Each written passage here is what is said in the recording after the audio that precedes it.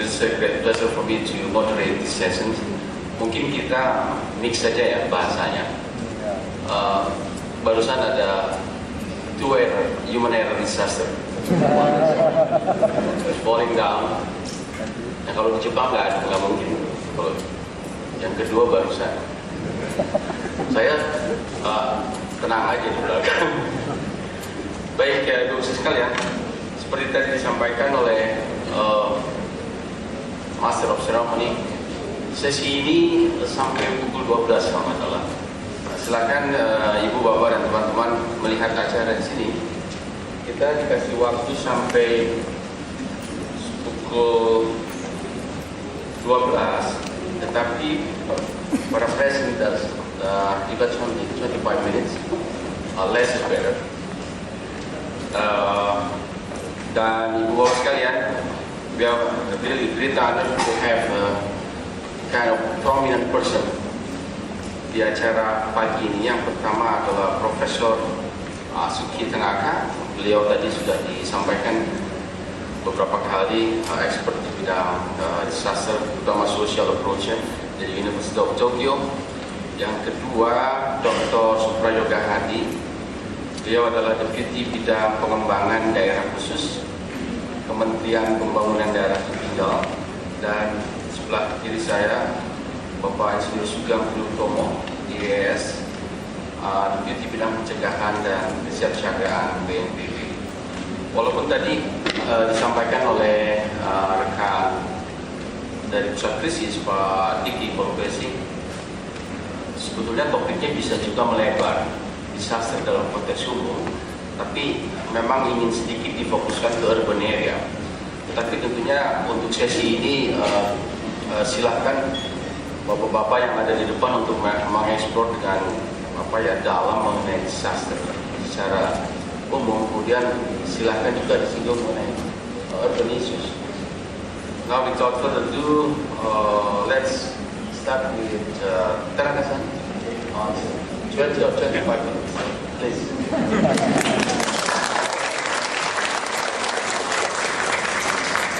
Yeah, sorry for our much communications. But after Symposium, I hope, or I believe, our communication will be good. Okay. And the slide, please. And at first, as introductions, I started what did I thought about during or before earthquake shocks relating with disaster information.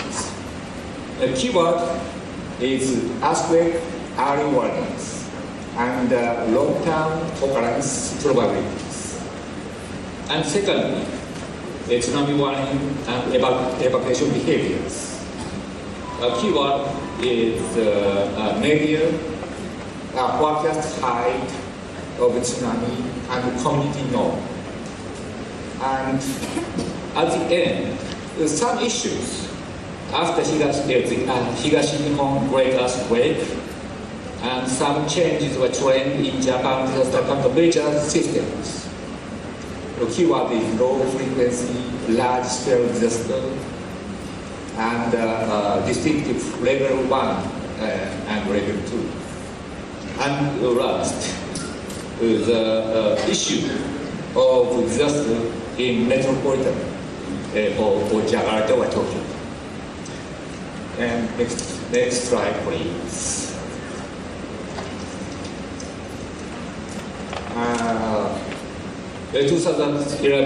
11th March, 1 hour before faculty meeting would be held. So all members, including Professor Meguro, of our center gathered in our office.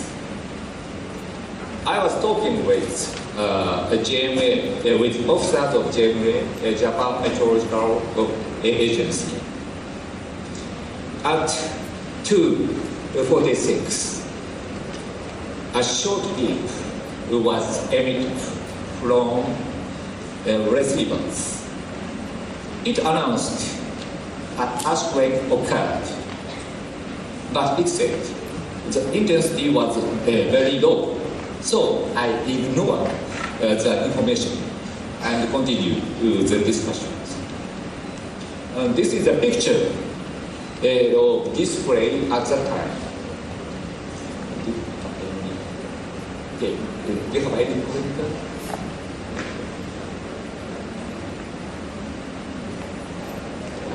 Okay, no problem.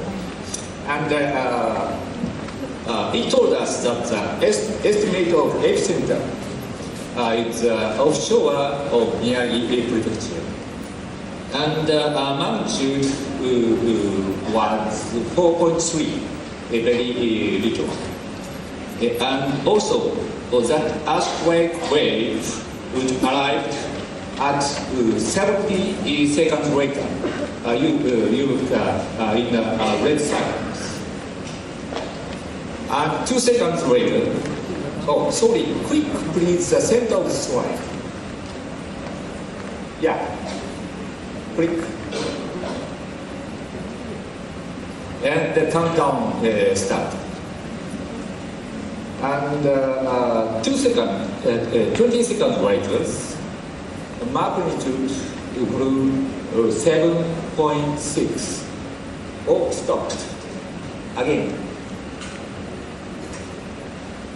Okay.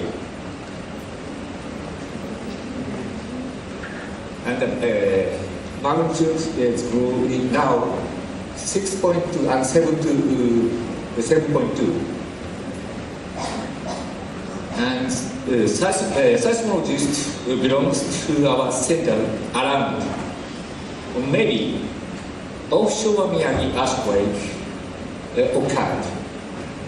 We stopped our discussion and opened the door for preparing strong shocks.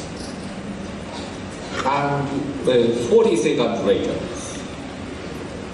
a strong motion would arrive in Tokyo area in 10 seconds.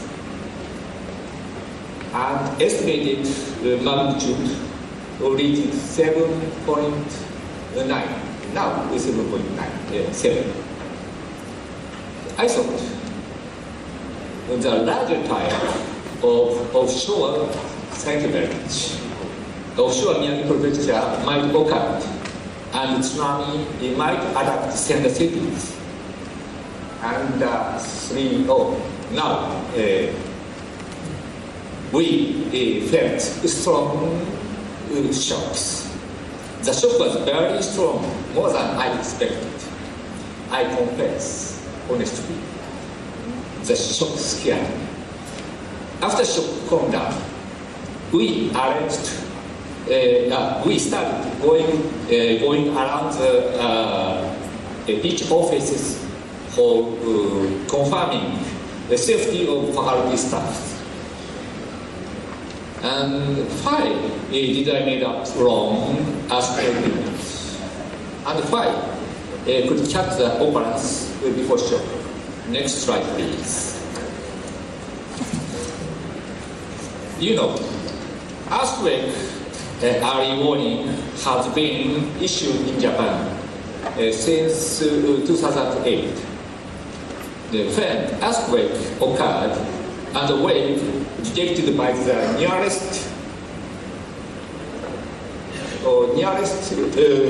seismic sensors, immediately JMA calculates its epicenter magnitude and intensity.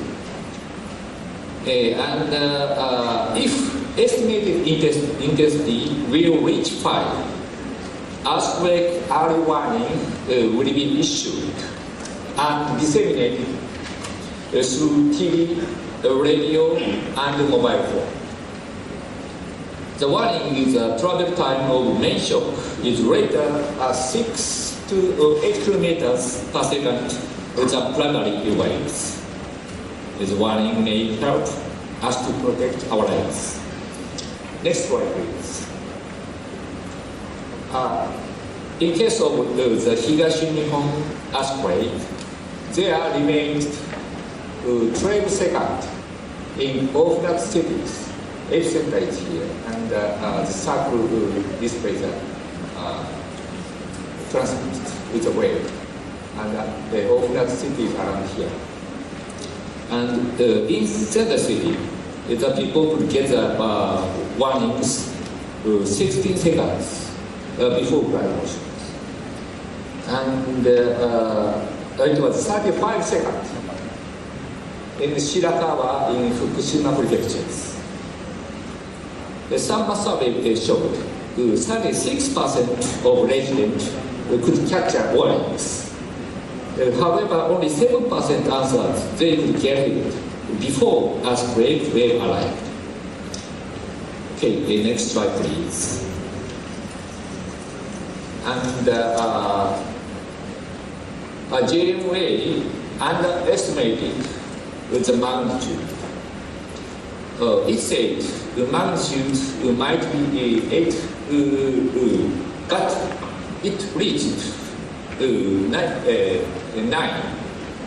It was one reason why I made up earthquake image. But another reason was a prior knowledge on the possibility of earthquake occurrence, which is long-term occurrence probabilities. It's a headquarters for earthquake research promotion of Japanese government has undertaken evaluations of the long-term occurrence probabilities for active faults and subduction zone earthquakes, and announced the result to the public. And this map shows the result, the evaluation result. Next slide, please. And it said the probability of earthquake occurrence in offshore Miyagi prefecture was estimated as 99.9% in 30 years. And they also referred to the larger type of offshore Miyagi earthquake. I imaged it. And it tells the probability in metropolitan of Japan, Tokyo. It's 70% within 30 years. Okay. At the same time, as same as most Japanese, I knew the evaluation result. So, under high probability of offshore Miyagi earthquake, offshore Miyagi prefectures, the knowledge mislead me. Next slide, please.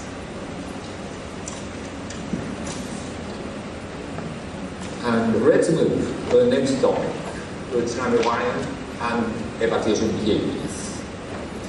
In Japan, JMA issued tsunami warnings from 1940s. Before 11th March, we have two types of advisory and warnings. One is the tsunami advisory. The tsunami advisory will be issued when the highest of tsunami is expected to be about 0.5 meters. A very little tsunami behind. And next type is tsunami warning. Tsunami warnings are divided into two levels. Lower level is tsunami, and which tsunami height is expected to be up to 2 meters. And another is major tsunami, which tsunami height is expected to be more than 3 meters. And in the Higashinihon earthquake, JMA issued a tsunami, major tsunami warnings.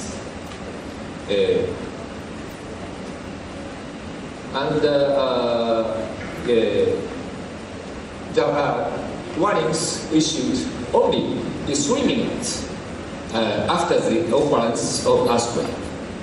And they also refer the forecast height of tsunami, 3 meter in Iwate Prefecture and 6 meter in Miyagi Prefecture, and also 3 meter in Fukushima Prefecture. And after 28 minutes, forecast height was raised based on the observed actual tsunami height, 3 to 6 meter in Iwate Prefecture and 6 to 10 meter in Miyagi Prefecture, and also 3 meter to 6 in Fukushima Prefecture. But actual tsunami height reached more than 15 meters.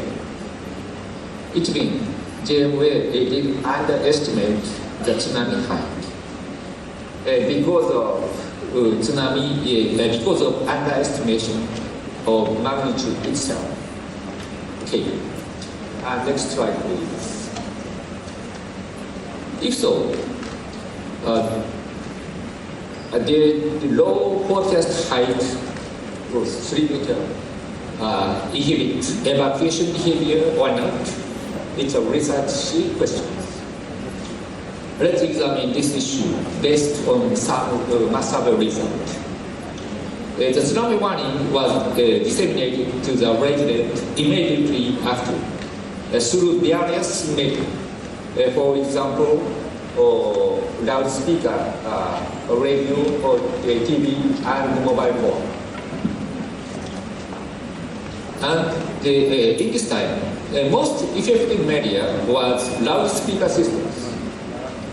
Please click please click.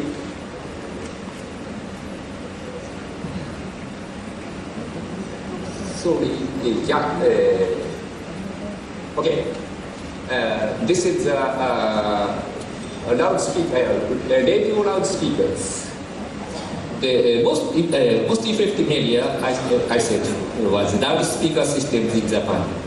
Systems. In Japan, 76% of local government, city or town, 76% of city or town had radio loudspeaker systems in order to disseminate the disaster information, such as warnings, evacuation order, at once.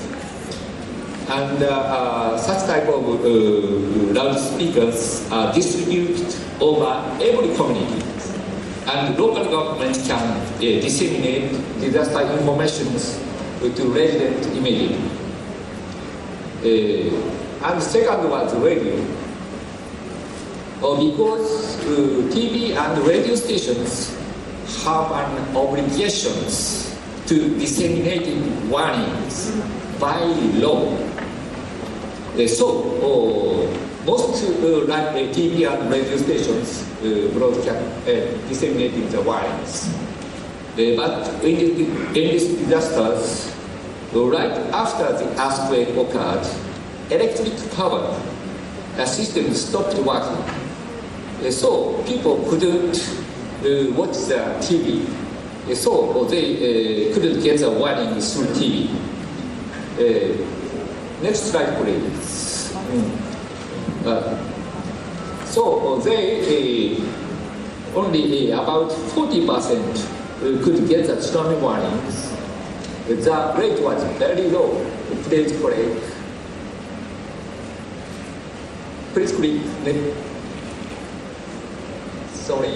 Okay, thank you very much. And before one. Okay.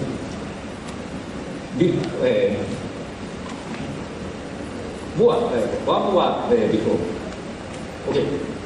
And this is a rate of getting the tsunami warnings.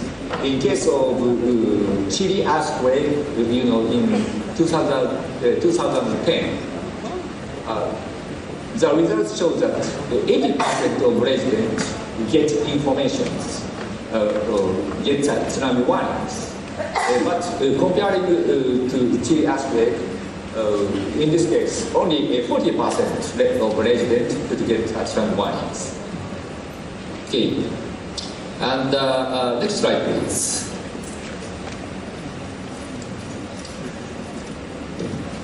And 40% could get artisanal wines, and but 21.7%